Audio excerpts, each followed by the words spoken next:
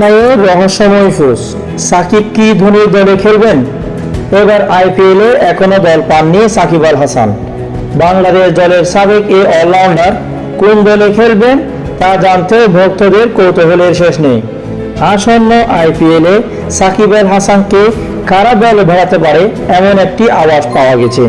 টুর্নামেন্টের অন্যতম সেরা দল চেন্নাই সুপার কিং তাকে সেই ইঙ্গিত দিয়েছে।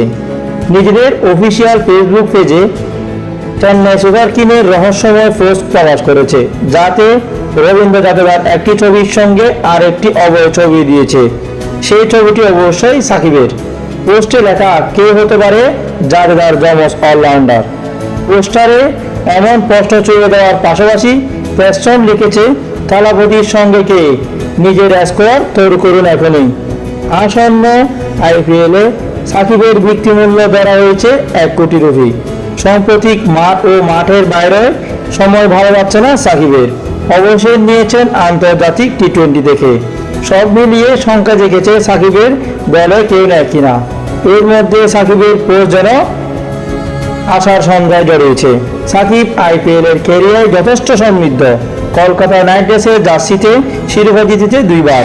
অংশ নিয়েছে মোট 8টি আসরে। টুর্নামেন্টের 71 ম্যাচে রান করেছেন 793 এবং উইকেট নিয়েছেন 63টি। এমন একজনকে চেন্নাই দলে নেবে কিনা তা জানতে অপেক্ষা করতে হবে 24 ও 25 নভেম্বরের নিলামের মধ্যে।